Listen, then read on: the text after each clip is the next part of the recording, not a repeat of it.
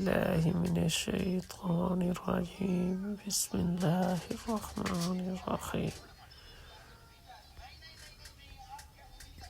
ونشهد أن سيدنا وسندنا ونبينا وشفيعنا وهادينا ومرشدنا ومولانا محمدا عبده ورسوله أرسله بالحق بشيرا ونذيرا صلى الله تعالى عليه وعلى آله وأصحابه وأزواجه وذرياته وبارك وسلم تسليما كثيرا أما بعد فأعوذ بالله السميع العليم من الشيطان الرجيم بسم الله الرحمن الرحيم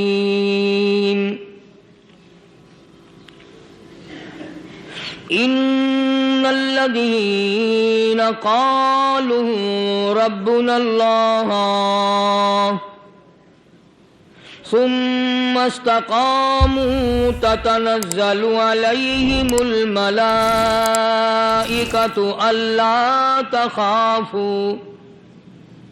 لا تخافوا ولا تحزنوا وأبشروا بالجنة التي كنتم توعدون نحن أولياؤكم في الحياة الدنيا وفي الآخرة ولكم فيها ما تشتهي أنفسكم ولكم فيها ما تدعون نزلا من غفور رحيم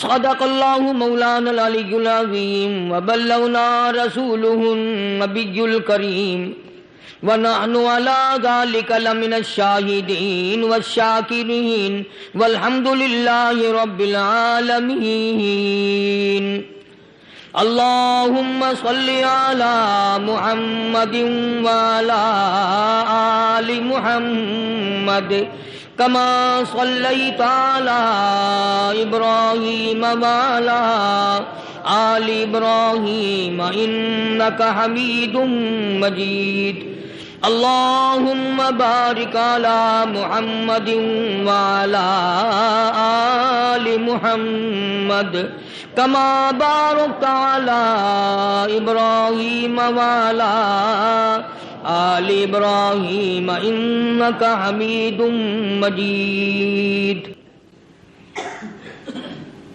اللہ کے نیک بندے، برگزیدہ بندے، اس کی تابع داری کرنے والے بندے، اس کی مرضیات پر چلنے والے بندے دنیا کے حوادثات اور تھپیڑوں سے بچ کر اللہ اور اس کے رسول کریم صلی اللہ علیہ وسلم کا ہر وقت ذکر خیر کرنے والے بندے، اصل میں بندے یہی لوگ کہلانے کے حقدار ہیں۔ میری تیری غلطی ہے کہ ہم اپنے آپ کو بندہ سمجھتے ہیں۔ بندہ بننا بڑا مشکل ہے۔ صوبے سندھ سکھر کے علاقے میں حضرت مولانا تاج محمد صاحب امروٹی رحمت اللہ علیہ بہت بڑے بزرگ اور عالم گزرے ہیں۔ ان کے زمانے کا واقعہ ہے کہ ایک مسجد کا خادم تھا، مسجد کا جھاڑو دینے والا، صفیں بچھانے والا۔ اس زمانے میں بجلیاں کہاں تھی؟ مسجد میں پانی بھرنے والا، مسجد کی صفائی کرنے والا، مسجد کا خادم، جس کی آج ہمارے یہاں کوئی حقیقت نہیں، کوئی مقام نہیں۔ حالانکہ حدیث پاک میں آتا ہے کہ جس کو اللہ پاک اپنے دربار کا خادم بنا لے اسے اور کیا چاہیے؟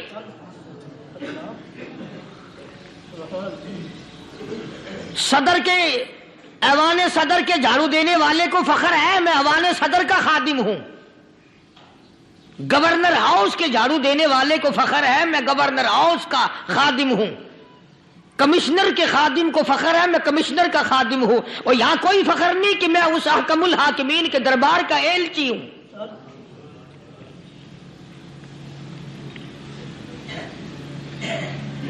ایسا آدمی جب اللہ کے دربار میں پیش ہوگا اور اللہ پاک پوچھے گا کہ تو دنیا میں کیا کیا کرتا تھا، جواب دے گا الہی اپنے دربار سے پوچھ۔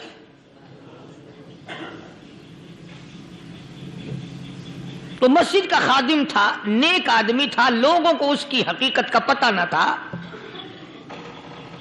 اللہ والوں کی ایک یہ علامت بھی ہے، ایک یہ نشانی بھی ہے کہ وہ اپنے آپ کو چھپاتے ہیں، وہ لوگوں سے اپنے آپ کو مخفی رکھنا چاہتے ہیں۔ چنانچہ مسجد میں ایک خادم تھا، سکھر کے علاقے میں ایک مسافر آیا تو خادم نے اس کو روٹی بھی کھلائی، پانی بھی پلایا، خدمت بھی کی، اور عشاء کی نماز کے بعد اس مسافر کو کہنے لگا کہ میں تجھے مسجد میں نہیں رہنے دوں گا۔ اب وہ مسافر بڑا حیران کہ یار نیک آدمی معلوم ہوتا ہے، مجھے کھانا کھلایا، میری خدمت کی، اب یہ مجھے مسجد سے کیوں نکالتا ہے؟ اس نے کہا صاحب مسجد میں کسی کو سونے کی اجازت نہیں، میں مسجد میں نہیں رہنے دیتا کسی کو بھی۔ تو مسافر کہتا ہے کہ اس کے کہنے سے میں نکل تو گیا، دل میں میرے یہ کہ کوئی خاص بات ہے، ورنہ یہ آدمی نہ تو نفرت کرنے والا، نہ تکبر کرنے والا، نہ فخر کرنے والا ہے کوئی بات۔ پہلے زمانے میں لوگ سوچا کرتے تھے، اب تو ایک منٹ میں کفر کا فتویٰ لگا دیتے ہیں۔ اب اگر آج کوئی اس نیت سے کہہ دے مسافر کو کہ بھئی یہاں چوری ہو جاتی ہے، لاؤڈ اسپیکر چوری ہو جاتے ہیں، گھنٹے چوری ہو جاتے ہیں، لہذا مسجد میں نہ سو، اور کوئی مسجد ہے تو پھر تھانہ ہویا کہ مسافر اس وقت تو نکل گیا، اور دور جا کر کے عشاء کی نماز کے بعد پھر واپس آ گیا۔ تو مسجد کے خادم نے سارے دروازے بند کر لیے، اور دروازہ بند سارے بند کر کے رات کو اللہ اللہ کرنے بیٹھ گیا۔ مسافر کہتا جب وہ کہتا تھا اللہ ہو اللہ ہو، کہتا اتنی روشنی مسجد میں ہوتی تھی کہ مجھے کڑی اور شتیر نظر آتے تھے۔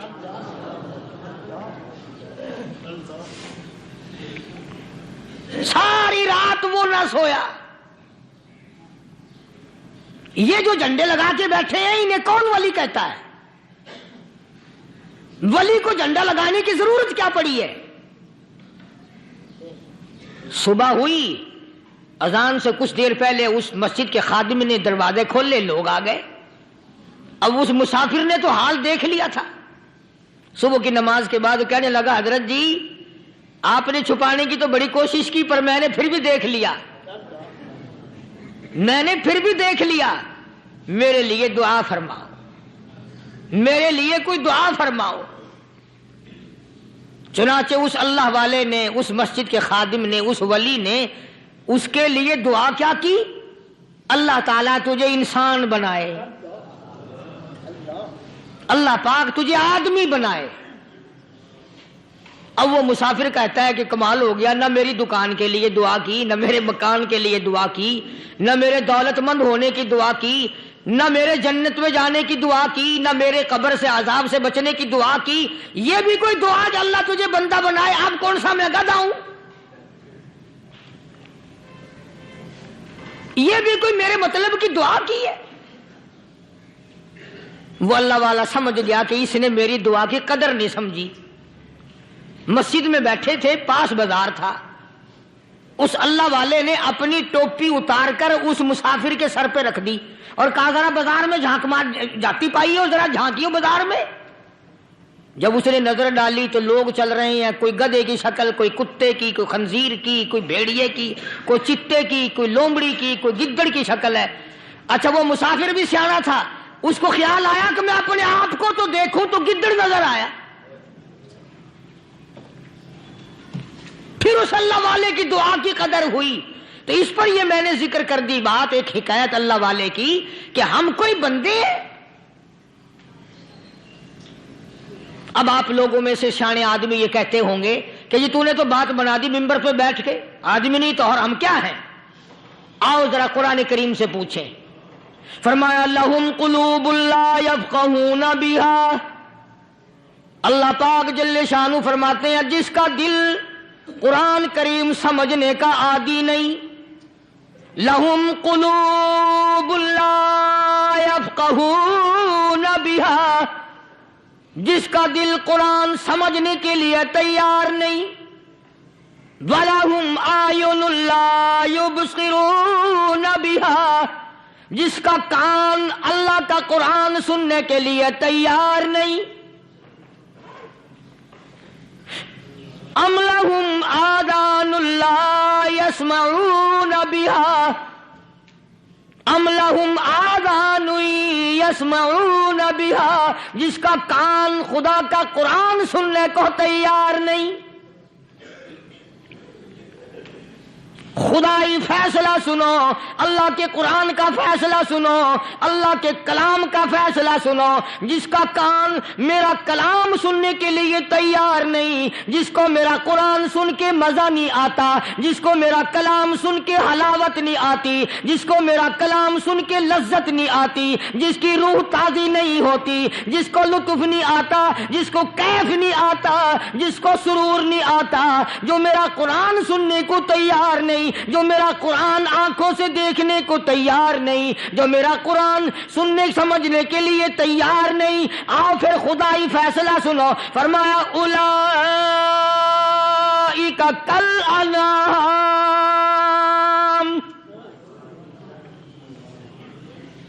میرا فیصلہ نہیں، کسی پارٹی کا فیصلہ نہیں، کسی فرقے کا نہیں، کسی طبقے کا نہیں، کسی جماعت کا نہیں۔ فرمایا اولئک الانعام، پیدا کرنے والا مالک و خالق کہتا ہے مجھے اپنی کبریائی کی قسم یہ سارے جانور ہیں۔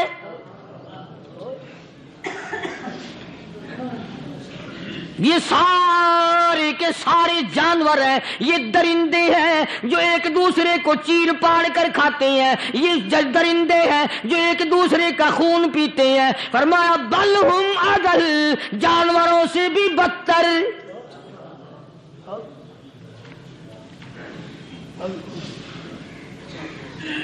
جس کے دل میں قرآن سن کر ترس نہیں، جس دل میں رحم نہیں، اپنے سے کمزور دیکھ کر جس کے دل میں شفقت نہیں، مہربانی کا مادہ نہیں، فرمایا وہ کوئی بندہ ہے، وہ تو جانور ہے۔ اور خدا غضب میں آ گیا، فرمایا بل ہم اضل، اس سے بھی بدتر۔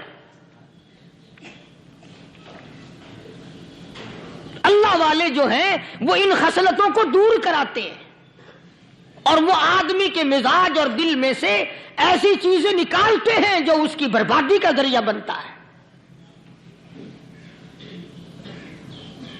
دل کی بیماریوں کا کسی کو فکر نہیں، بخار ہو جائے آپ چڑھ جائے آپ کو پتہ چل جاتا ہے، نزلہ ہو جائے آپ کو پتہ چل جاتا ہے، کھانسی ہو جائے پتہ چل جاتا ہے، دل کی بیماریوں کا کیا پتہ چلے؟ صحابہ اکرام رضوان اللہ تعالی علیہ مجمعین کی جماعت کے اللہ پاک کے محبوب حضرت محمد الرسول اللہ صلی اللہ تعالی علیہ وسلم نے دلوں کی صفائی کی۔ پہلے لوگ جھونپڑیوں میں کچے کوٹھوں میں رہتے تھے، نہ اتنی صفائی تھی نہ اتنی ترقی تھی۔ آج برتنوں کی صفائی دیکھو، کپڑوں کی صفائی دیکھو، مکان کی صفائی دیکھو، رات دن بس اسی دھندے میں لگے ہوئے ہیں۔ سارا دن برتن دھونے سے فرصت نہیں، سارا دن کپڑوں کے بناؤ اور سنوار میں فرصت نہیں۔ تو اللہ والے ایسے موقع پر بڑی عجیب بات کہتے ہیں، وہی مجذوب ہے۔ مجذوب علی رحمت کہتے ہیں بظاہر تو ہر شے میں بے حد صفائی، بظاہر تو ہر شے میں بے حد صفائی، مگر دل میں ہے گندگی انتہائی۔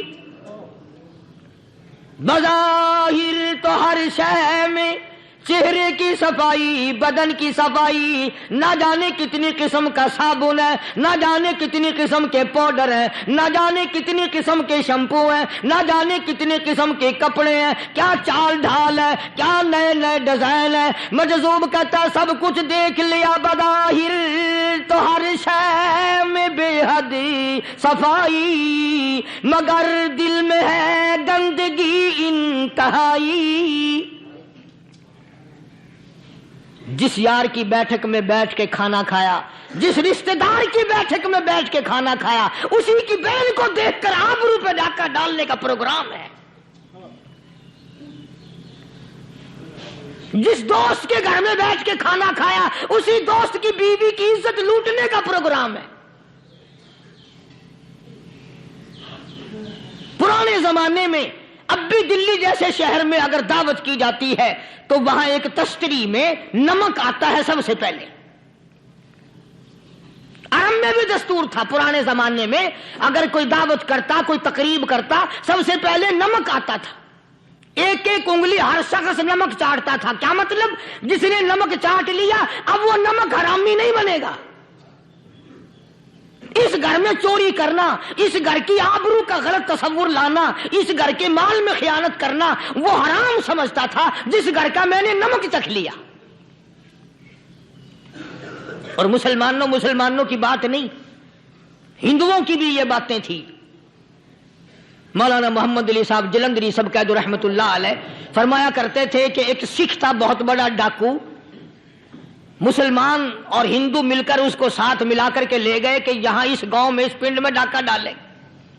سفر کر کے گئے، تکلیف اٹھا کے گئے۔ اس سکھ ڈاکو نے پوچھ لیا کہ یہ کون سا گاؤں ہے کہ یہ فلانا ہے۔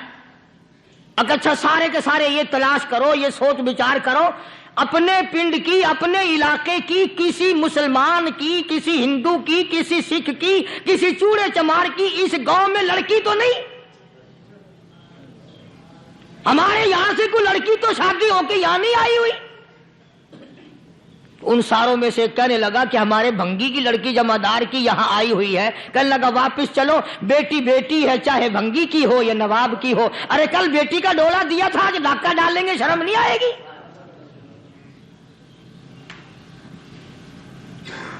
آج وہ تصور کہاں چلے گئے؟ اور ہم سب روتے پھرتے ہیں، سکون نہیں، سکون نہیں، اطمینان نہیں۔ ارے اطمینان آئے گا کیسے؟ ہمارے دل بے ایمان ہے، نیتیں خراب ہے، آئے گا کہاں سے؟ صحابہ کرام رضوان اللہ تعالی علیہ مجمعین کی جماعت نے اس قدر اس بات پہ محنت کی اور کوشش کی کہ غلط لقمہ بھی پیٹ کے اندر نہ چلا جائے۔ چنانچہ میں علی الاعلان کہتا ہوں 1,29,000 صحابہ کرام، کالی کملی والے کے دیوانے اور پروانے، حضور کے یار جانثار، حضور کے ساتھ فاقہ کھانے والے، پھاقوں مرنے والے، پتھر کھانے والے، اپنے بچوں کے ٹکڑے ہوتے ہوئے دیکھ کر لا الہ الا اللہ محمد الرسول اللہ کی صدا بلند کرنے والے صحابہ کرام کا یہ حال تھا۔ پیدل سفر کر کے جاتے تھے یہودی عیسائی، شام نکل گئے، فلسطین نکل گئے، ہندوستان آ گئے، 2 سال لگ جاتے تھے۔ اپنی جوان بیٹیوں کو مسلمانوں کے گھروں میں چھوڑ کے آ جاتے تھے۔ کبھی نگاہ نبوت نے جن کو رنگ دیا تھا، کبھی کسی صحابی پہ ذرہ برابر الزام نہیں لگا۔ ان یہودیوں کا، ان عیسائیوں کا یہ عقیدہ تھا کہ محمد صلی اللہ علیہ وسلم کے جو غلام ہیں، ان کی نگاہ بھی پاک ہے، ان کے دل بھی پاک ہیں، ان کے ارادے بھی پاک ہیں، ان کے ہاتھ بھی پاک ہیں۔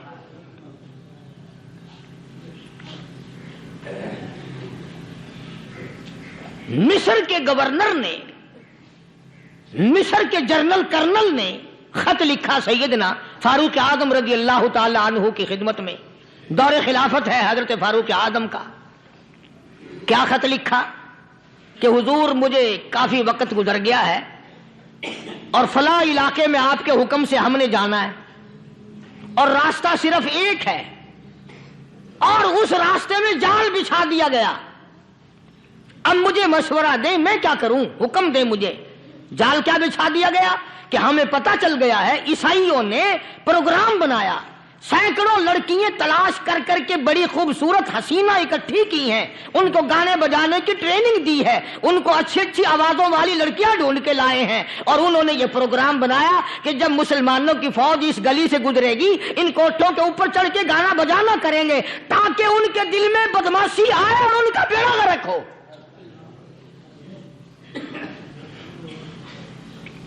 کبھی کافر کا یہ عقیدہ تھا کہ مسلمان کا دل بگڑا تو یہ گیا, اس کی نیت میں خرابی آئی اور یہ تباہ ہوا. جناب فاروق اعظم رضی اللہ تعالیٰ عنہ نے اسے یہ خط نہیں لکھا کہ تو قرآن پڑھا کر, تو نفل پڑھا کر. امیر المومنین خلیفۃ المسلمین سیدنا فاروق اعظم رضی اللہ تعالیٰ عنہ نے اپنے جنرل کرنل کو خط لکھا کہ اس میں لمبی چوڑی فکر کی کوئی بات نہیں, اس میں کوئی پریشانی والی بات نہیں, کوئی سوچ و بچار والی بات نہیں, سارے تیری فوج میں تیری کمان میں مسلمان ہیں, سب کو اکٹھا کر لے, ساروں کو اکٹھا کر کے قرآن کریم کے سورت نور کی 2 آیتیں سنا دے.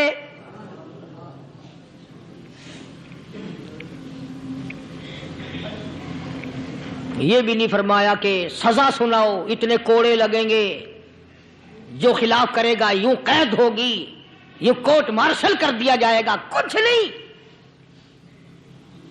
جناب فاروق اعظم رضی اللہ تعالیٰ عنہ کی رائے دیکھو, ان کے خیال میں قرآن کریم میں اتنی بڑی طاقت ہے, اتنی بڑی عظمت ہے, اتنی بڑی کرامت ہے, کلام الہی میں اتنا بڑا شرف ہے. اعلان کر دیا, فرمایا اپنے کرنل کو ساری فوج کو لشکر کو اکٹھا کر کے قرآن کریم کی فلاں فلاں آیت سنا دے.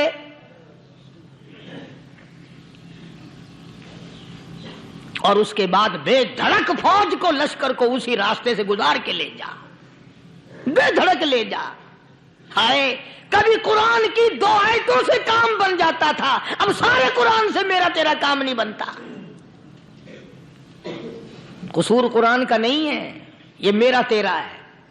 یہ تو اتنی وفادار کلام ہے, اتنی پاک کلام ہے, خدا کی قسم ہزاروں رجسٹروں کے گتے, ہزاروں چائے کے ڈبے, ہزاروں مٹھائی کے ڈبے, لاکھوں کروڑوں دوائیوں کے ڈبے گندے نالوں پہ, کوڑیوں پہ, روڑیوں پہ پڑے ہیں, اور جس گتے نے قرآن کے ساتھ یاری لگا لی, خدا کی قسم کوئی آدمی بغیر وضو اس گتے کو بھی ہاتھ نہیں لگا سکتا.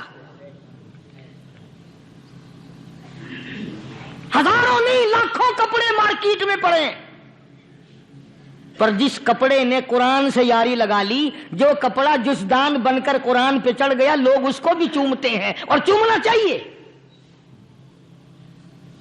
یارو کپڑے نے قرآن سے یاری لگائی تو کپڑا عظمت والا بن گیا, گتے نے یاری لگا لی تو گتا بن گیا.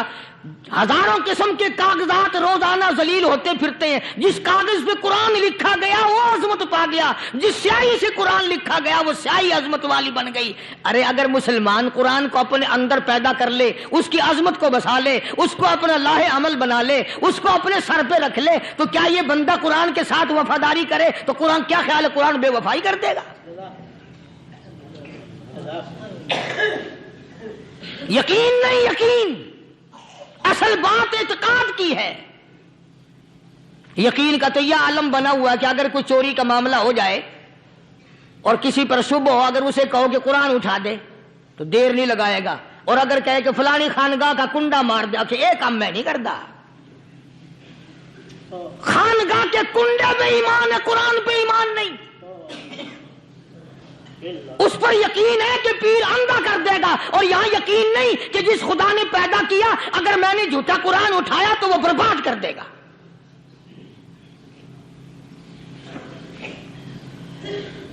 عجیب عجیب لوگ ہیں. چنانچہ مصر کے کرنل نے, مصر کے جنرل نے ساری فوج کو اکٹھا کر لیا. اس نے بھی یہ بات تو نہیں کہی کہ فاروق اعظم کو دوبارہ خط لکھتا کہ حضرت یہ تو 2 آیتیں آپ نے لکھی, یہ تو سارا قرآن روز پڑھتے ہیں, پر بنے گا کیا؟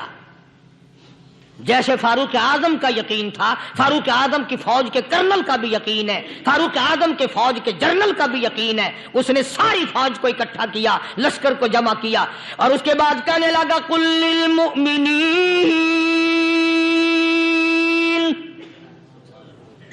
یغضوا من ابصارکم وَيَحْفَظُوا فُرُوجَهُمْ ذَلِكَ أَزْكَىٰ لَهُمْ إِنَّ اللَّهَ خَبِيرٌ بِمَا يَصْنَعُونَ. او لوگوں، خدا تمہیں کہتا ہے اپنی آنکھوں کی حفاظت کرو. اگر تمہاری نظریں غلط جگہ پڑی، اپنی عزت کی حفاظت کرو، اپنی آبرو کی حفاظت کرو. اگر غلط نظریں پڑی، غلط استعمال ہوئی، ان اللہ خبیر بما یصنعون.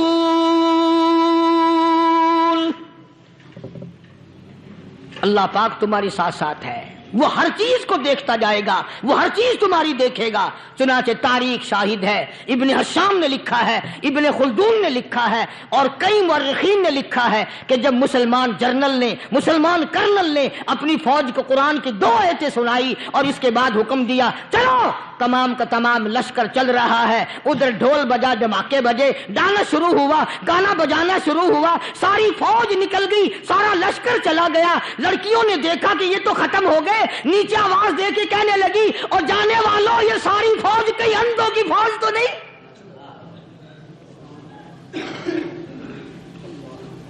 یہ حسن کا نظارہ اور یہ ڈانس اور یہ آواز، ہم ناچ ناچ کے تھک گئی، کوئی سر نہیں اٹھاتا.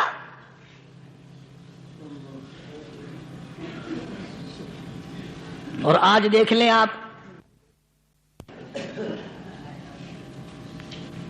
ہر گھر کے اوپر وہ لگا ہوا ہے ایریل،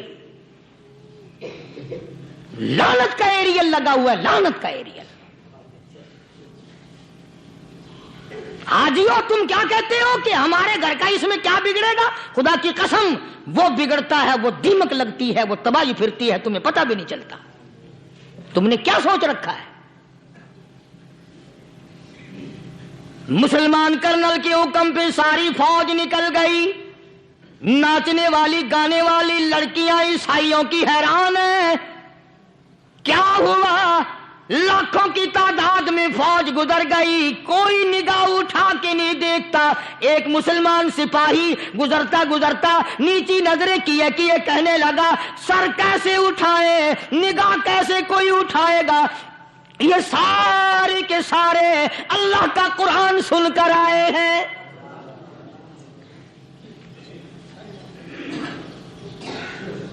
کیسے کوئی نگاہ اٹھائے گا؟ کیسے کوئی سر کو اٹھائے گا؟ یہ سارے کے سارے اللہ کا قرآن سن کر آئے ہیں. ان کا عمل ہوا نا قرآن پہ، ان کے عمل کا کتنا بڑا اثر پڑا. مورخین نے لکھا، ابن حشام لکھتا ہے عیسائی لڑکیوں نے چھلانگیں لگا دی، کوٹھی سے نیچے آ گئی، کہنے لگی عام مسلمانوں وہ قرآن ہمیں بھی سنا کے جاؤ جس میں اتنی اسپرٹ ہے، اتنی طاقت ہے، جو حسن کے نظارے سے روک دے، جو گانے بجانے سے روک دے. یہ تو آدمی کے دل کا سکون ہے. نہ گانا سنتے ہو، نہ حسن کا نظارہ کرتے ہو. جاتے والے یوں نہ جاؤ، ہمیں بھی وہ قرآن سنا کے جاؤ.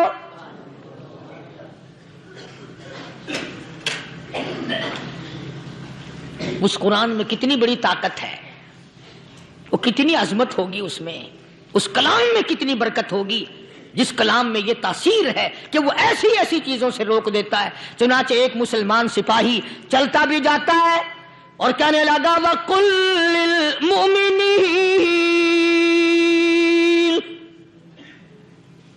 وَقُلْ لِلْمُؤْمِنِينَ. قرآن کی آیت پڑھ کے سنائی.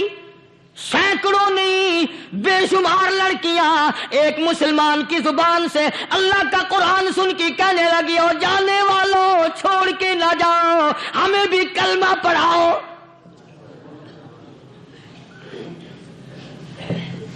جتنی بھی وہ ناچنے گانے والی تھی تمام کے تمام کلمہ پڑھ کر مسلمان بن گئی. اور مورخین نے لکھا ہے آخری دم تک قرآن کی شیدائی اور دیوانی بن کے گزری ہیں. پھر وہ لڑکیاں جو رات دن حسن و جمال کا پیکر بنی رہتی تھی، علماء نے لکھا ہے جب موت آئی ایک ایک کے بدن میں کپڑے لباس میں موت آئی تو 50-50 ٹاٹی لگی ہوئی تھی.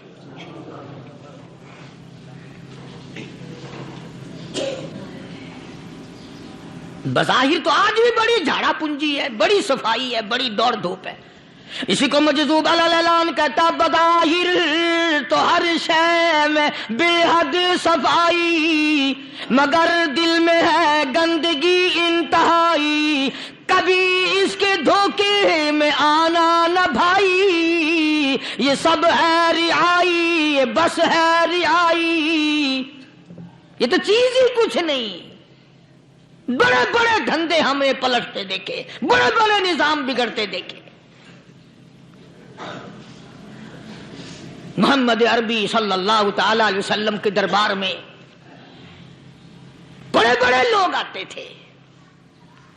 اللہ غنی، نگاہ نبوت نے جس کو رنگ دیا سبحان اللہ، پھر قیمت تو بن گیا، وہ اسلام کی دولت سے پیچھے نہ ہٹا. کوئی پیچھا پھر کے دیکھا ہی نہیں کہ ہم کیا کر رہے ہیں. ایک لذت تھی، ایک کیف تھا، ایک سرور تھا صحابہ کرام کو. کہاں سے وہ چیز ہم لائیں؟ کیسے ہم میں وہ چیز پیدا ہوگی؟ جنگ بدر ہوا، بڑی بہترین بات ہے، توجہ لکھ کے لے جاؤ، انشاءاللہ قبروں میں دعائیں دو گے. جنگ بدر ہوا، 70 سے زیادہ کافر پکڑے گئے، مدینے میں پکڑ کے قیدی بنا کر کے لائے گئے. تنگ دستی کا زمانہ ہے، 1 سال نہیں ہوا مسلمان اجڑ کے آئے تھے، مار کھا کے آئے، پریشان ہو کر آئے، دن دولت چھوڑ کر لٹا کر آئے. ان کے پلے کیا تھا؟ شام کا وقت ہوا، مدنی کریم صلی اللہ تعالی علیہ وسلم نے مسجد کے دروازے میں کھڑے ہو کر اعلان فرما دیا، کون ہے جو میرے مہمانوں کو کھانا کھلائے؟ اور وہ مہمان کوئی شہنشاہ نہیں تھے، ہیں بھی کافر، ہیں بھی اسلام کے دشمن، آئے بھی صحابہ کرام کو مارنے، میدان جنگ سے پکڑ کے لائے گئے، جنگی قیدی ہیں. اس نبی کی طرف کبھی منہ کیا کر جس نبی کا تو غلام ہے، امتی بنا پھرتا ہے. فرمایا کون ہے جو میرے مہمانوں کو کھانا کھلائے؟ صحابہ کرام میں سے کسی نے 2 پکڑ لیے، کسی نے 1 کو ساتھ لے لیا. ایک بنادار سا غریب سا صحابی ہے، اس نے ساتھ لے لیا ایک مہمان اور گھر لے کے گیا. بیوی کو کہنے لگا کہ کھانا کتنا ہے؟ کہ بس 1 آدمی جوگا ہے، 1 آدمی کی کافی ہوگا. کان میں کہنے لگا اپنی بیوی کے، دستور تھا عرب کا، مہمان اور میزبان اکٹھے کھایا کرتے تھے. اپنی گھر والی کے کان میں کہنے لگا کہ اس کے آگے کھانا رکھ دیں گے مہمان کے، جب یہ کھانا شروع کر دے گا کسی بہانے سے دیوا بجھا دیو، میں یوں ہی منہ کو خالی ہلاتا رہوں گا، یہ کھانا کھا لے گا، پیٹ بھر جائے گا اس کا. چنانچہ کھانا آگے رکھ دیا، جو کچھ بھی تھا. اس نے کھانا شروع کیا کہ جی آپ بھی کھائیں، کہ ہاں میں بھی کھا رہا ہوں. بس یوں ہی کھانے میں بھی ہاتھ لگائے، منہ کو بھی ہاتھ لگائے اور منہ کو چلائے بھی برابر. بیوی نے چراغ بجھا دیا. یہ عمل تو صحابی کر رہا اپنے گھر میں. ادھر قرآن کریم نازل ہو گیا محمد کریم صلی اللہ علیہ وسلم کی ذات پہ، فرمایا وَيُؤْثِرُونَ عَلَىٰ أَنفُسِهِمْ وَلَوْ كَانَ بِهِمْ خَصَاصَةٌ وَمَن يُوقَ شُحَّ نَفْسِهِ فَأُولَٰئِكَ هُمُ الْمُفْلِحُونَ. اور میرے محبوب مبارک ہو، تیری امت میں ایسے لوگ بھی ہیں جو اپنا منہ خالی ہلا رہا ہے، بیوی بھوکی بیٹھی ہے، چراغ بجھائے بیٹھی ہے اور اپنے ہاتھ کو خالی چلا رہا ہے اور میرے بندے کا پیٹ بھر رہا ہے. اور میرے محبوب مجھے اپنی عظمت کی قسم، میں تیری ان دیوانوں پہ جنت واجب کر چکا.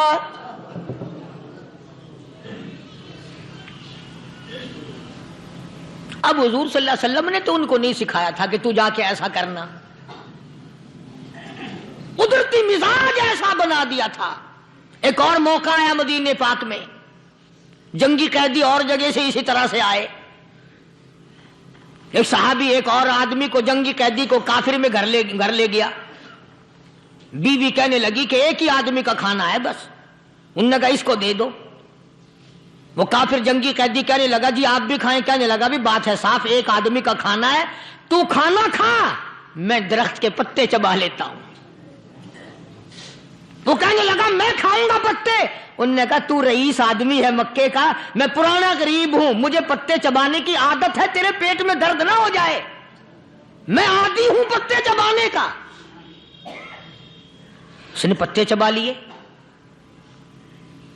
کافر مسافر اور مہمان جو تھا جنگی قیدی اس کو کھانا کھلا دیا۔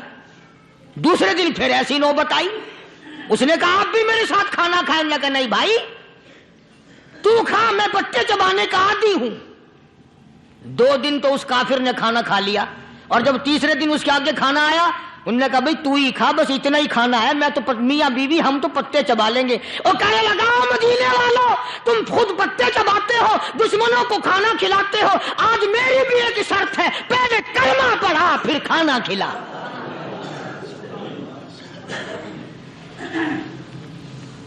آج میری بھی ایک شرط ہے۔ 2 دن کے عمل نے کفر کو مٹا دیا، اسلام چمک گیا۔ 2 دن کے عمل نے، میرا تیرا 60 سال کا عمل ہے، کبھی کسی کافر کو مسلمان بنایا؟ الٹے ہی کام، ہر غلط، ہر معاملہ الٹا ہی ہے، ہر آدمی بیزار ہوتا ہے، یار دین تو کچھ نہیں، یار اسلام کچھ نہیں، یارو ایمان کچھ نہیں۔ اسی کو قرآن کریم نے للکار کے آواز دے کے فرما دیا لوگوں ایسی گڑبڑ نہ کرو ورنہ میں وہ خدا ہوں، فَأَخَذَتْكُمُ الصَّاعِقَةُ وَأَنْتُمْ تَنْظُرُونَ۔ جبریل امین نے ایک چیخ ماری، ساری قوم کے جگر پھٹ گئے، میں وہ خدا ہوں، لا ترکضوا وارجعوا إلى ما أترفتم فيه ومساكنكم لعلكم تسألون۔ لوگ مکان چھوڑ کے بھاگتے ہیں، ماحول چھوڑ کر بھاگتے ہیں، معاشرہ چھوڑ کر کے بھاگتے ہیں، خدا کہتا آؤ جن مکانوں پہ تمہیں ناز تھا وہ یہ کھڑے بھاگ کر رہے ہو۔ اسی کو قرآن کریم کہتا ہے ان الذین قالوا ربنا اللہ ثم استقاموا، وہ آدمی جس نے لا الہ الا اللہ محمد الرسول اللہ صلی اللہ علیہ وسلم پڑھا، اللہ کی توحید کا اقرار کر لیا، او میرے مالک تیرے سوا میرا کوئی مشکل کشا نہیں، حاجت روا نہیں، میرے دل کے بھید کو جاننے والا نہیں، میری بگڑی بنانے والا کوئی نہیں، اجڑوں کو بسانے والا کوئی نہیں، کھیتی کو آباد کرنے والا کوئی نہیں، ایک دانے سے سینکڑوں دانے بنانے والا تیرے سوا کوئی نہیں۔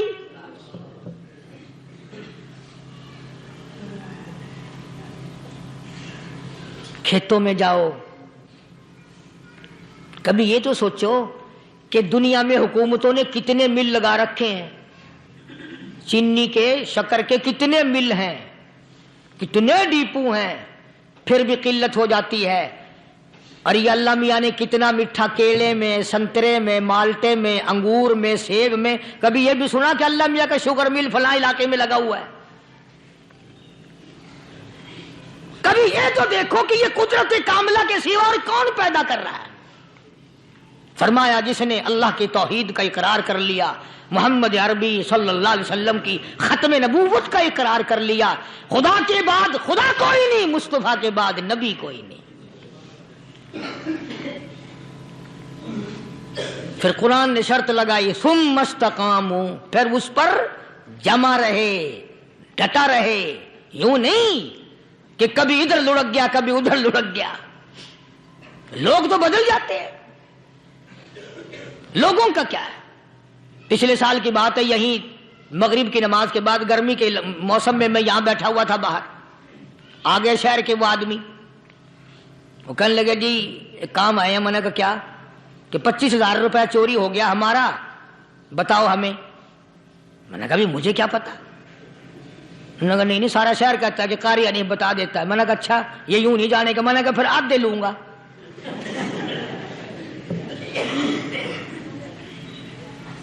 25,000 گم ہوئے ہیں نا، 12.5 میرے 12.5 تمہارے۔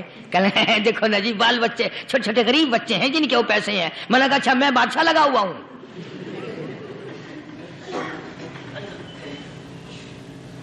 انہوں نے کہا جی سودا مہنگا۔ میں نے کہا پھر کہیں اور چلے جاؤ۔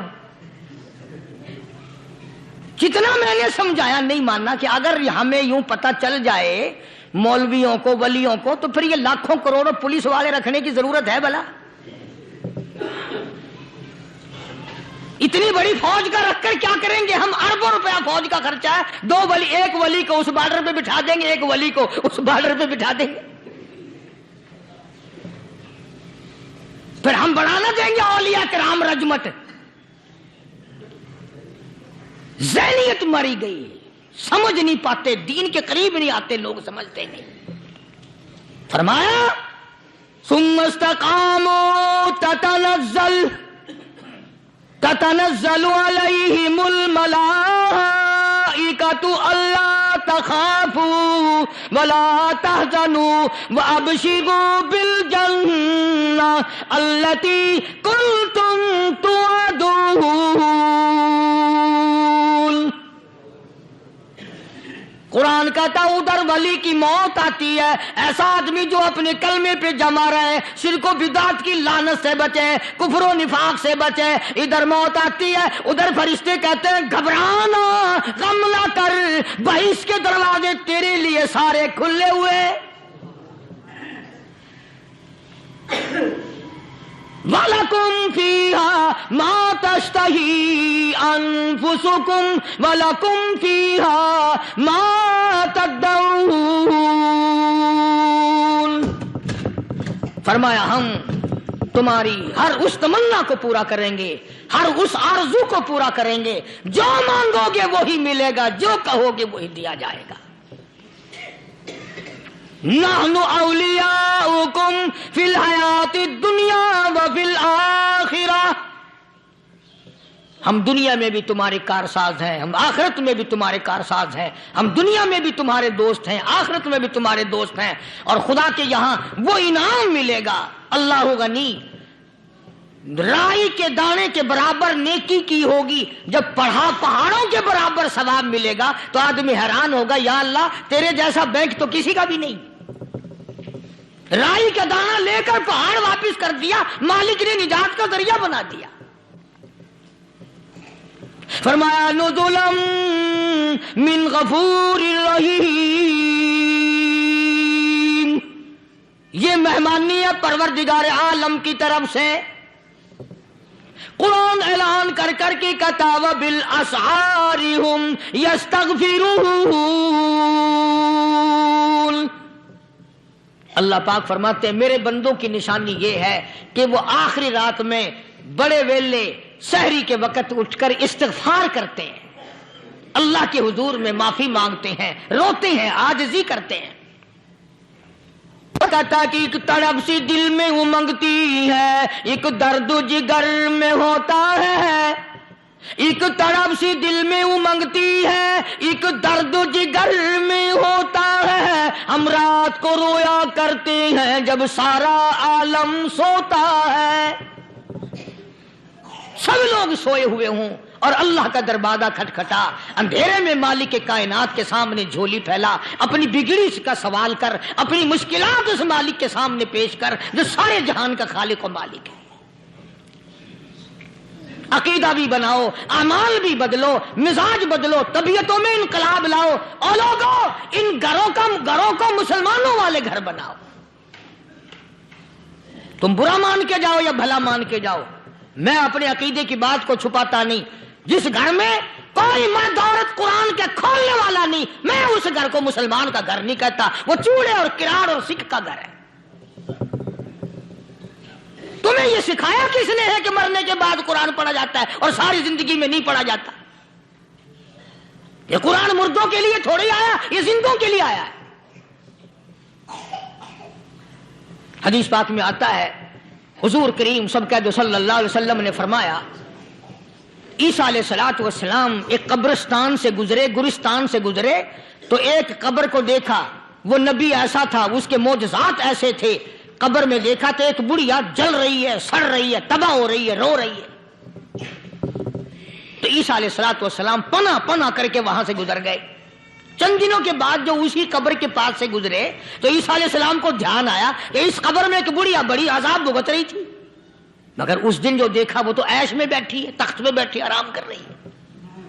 سیدنا عیسیٰ علیہ الصلوۃ والسلام نے اللہ پاک سے سوال کر دیا، الہی مرنے کے بعد تو آدمی کوئی نیکی بھی نہیں کر سکتا، اس نے کیا کر لیا جو اس کا سارا نظام بدل گیا؟ آواز آئی، اے عیسیٰ لکھ کے لے جاؤ، یہ بات حضور کا فرمان ہے۔ فرمایا اے عیسیٰ، اس مائی کے چھوٹے سے پوتے نے استاد کے پاس جا کر کے پڑھا بسم اللہ الرحمن الرحیم، اس ننھے سے منہ سے، چھوٹے سے منہ سے جب یہ لفظ نکلا، اے اللہ تو بڑا مہربان ہے، تو بڑا کریم ہے۔ عیسیٰ چھوٹے سے منہ سے جب نکلا، وہ تو معصوم تھا، اس کے منہ سے جب نکلا نا کہ میں بڑا مہربان ہوں، میں نے اس معصوم بچے کے صدقے میں اس کی دادی پہ کرم کر دیا۔ اس کے نام میں بڑی برکتیں ہیں، اللہ کا نام لینے میں بڑی برکتیں ہیں۔ گڑ میں مٹھاس ہے، اللہ کے نام میں مٹھاس نہیں۔ ٹافیوں میں مٹھاس ہے، اللہ کے نام میں مٹھاس نہیں۔ تم نے چکھ کے نہیں دیکھا، اگر تم چکھ لو خدا کی قسم دنیا کی کوئی چیز اچھی نہ لگے اللہ کے نام کے مقابلے میں۔ اللہ پاک مجھے اور آپ سب کو اپنا نام لینے کی توفیق عطا فرمائے، اپنے قرآن کی تلاوت کرنے کی توفیق عطا فرمائے، اور اپنا ذکر اور اپنا فکر اور اپنے شکر کی توفیق عطا فرمائے، اور اللہ پاک ہم سب کو یہ ہمت دے کہ مرتے دم تک ہم قرآن سے یاری کریں، قرآن سے وفاداری کریں۔ وآخر دعوانا ان الحمدللہ رب العالمین۔ پچھلے جمعے کی بڑی شاندار کیسٹ جو آپ لوگ خود سن کے گئے تھے، اور بھی سب کیسٹیں ہیں، بڑی اعلیٰ درجے کی اولیاء کرام کی جو بھی بیمار ہے یا اللہ سب کے دکھوں کو دور فرما دے، یا اللہ اپنے محبوب صلی اللہ علیہ وسلم کے صدقے میں سب کی تکلیفوں کو دور فرما، سب کی پریشانیوں کو دور فرما، سب کی نیک تمناؤں کو پورا فرما۔ یہ جتنے مرد عورت آئے بیٹھے ہیں یا اللہ ان کو قدم قدم پہ نیکیاں اور قبولیت عطا فرما، یا اللہ سب کے کاروبار میں، سب کی فصل میں برکت عطا فرما، یا اللہ سب کی نیکیوں کو اتنا بڑھا کہ ہمارے لیے ذریعہ نجات بن جائیں۔ یا اللہ ہم سب کے والدین کی مغفرت فرما۔ میرے حاجی صاحب کے لیے بھی دعا کرو، جس کا یہ سارا بٹا لگایا ہوا اللہ تعالیٰ اس کی قبر کو جنت کا باغ بنائے۔ میری والدہ کے لیے بھی، سب کے والدین کے لیے دعا کرو، یا اللہ سب کی قبروں کو جنت کا باغ بنائے۔ جس کے عزیز رشتہ دار، اہلیہ، بھائی، بھتیجے، خاندان کے لوگ، وسیب کے لوگ جتنے بھی قبروں میں چلے گئے یا اللہ سب کی مغفرت فرما، سب کے گناہوں کو معاف فرما، یا اللہ سب کو اعلی علین میں جگہ عطا فرما۔ یا اللہ اس مسجد کے، مدرسے کے جتنے لوگ خدمت گزار ہیں مال و جان میں برکت عطا فرما، یا اللہ ان کو اتنا دے کہ ان کے گھر بھر دے۔ ہاں کوئی ساتھی بتلا رہے ہیں کوکو کولا کا کوئی ساتھی ہے جہاں بھی ہے، اللہ تبارک و تعالیٰ سے کاملہ عطا فرمائے۔ یا اللہ ان سب کو حج بیت اللہ نصیب فرما، سب کو روزے رسول اللہ صلی اللہ علیہ وسلم کی زیارت نصیب فرما، بے اولاد کو اولاد عطا فرما۔ یا اللہ ہم سب کی اولاد کو نیک، صالح اور نمازی بنا، یا اللہ سب کی اولاد کو ہدایت عطا فرما۔ یا اللہ ہم سب کے گھروں کو نماز اور قرآن سے آباد فرما، مرتے وقت کلمے اور ایمان والی دولت عطا فرما۔ یا اللہ ہم سب کی عزت، آبرو، جان، مال اپنی امان اور اپنی حفاظت میں رکھ۔ یا اللہ ساری امت کی مغفرت فرما، سارے پاکستان پہ کرم اور فضل فرما، ساری مخلوق کے ساتھ یا اللہ رحم کا معاملہ فرما۔ یا اللہ ہماری دعاؤں کو نہ دیکھ، ہمارے اعمال کو نہ دیکھ، اپنے محبوب صلی اللہ علیہ وسلم کے صدقے میں تمام دعاؤں کو قبول فرما۔ صلی اللہ علی حبیبہ محمد وعلی آلہ واصحابہ اجمعین برحمتک یا ارحم الراحمین۔